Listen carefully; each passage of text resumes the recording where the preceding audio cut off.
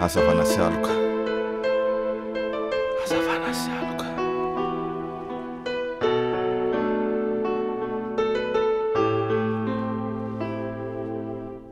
Eny na dia mandeha mamaky ny lohasa aliko ny fahafatesana sa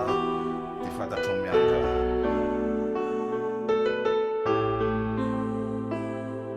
Eny na dia mandeha mamaky lohasa aliko ny fahafatesana za dia fantatro miandry any amin'ny tontolo astral isa roa telo fa mandrapa aleo ny atsoko avadiko atsara-panahy satria amiko tsy atsona fatraka efa fiainan'olombelona rehefa mitsika rehefa ntomany ary misaotra samakatelona nefa koa nampitsika natomany mitondra lahelo na melona ny afony drago natato anatiko rehefa maro marina natelona misaotra samakatelona koa satria nisy fotoana namelona reo langa aliko mikandra raha vavolombelona ny asa mipanga olombelona ihany kaso lavaka azafady eritreritry ny aingy ambony foana nefa ho resy lava raha fotoana ny fanaingy mitatao vovonana nala ny aloka ary atomboko eo koa ny asa rehetra iadiko am'ireo matromatroko any anatiko misaotra aleo am'izay ahifantoka manao ferem-panahy ankafizako ny ankehitriny sy ny fiainana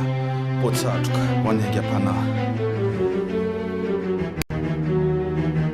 efa lasa olatra ny fery efa lasa olatra ny fery efa lasa olatra ny fery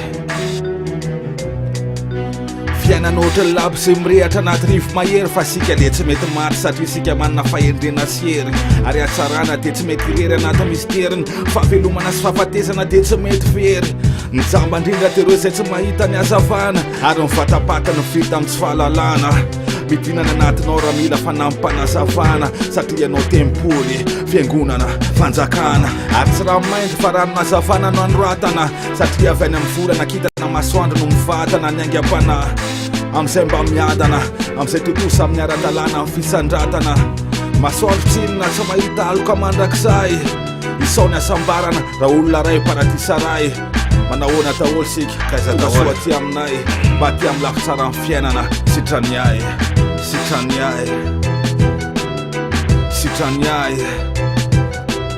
aty amin'ny lafy tsara amin'ny fiainana sitraniay dia milay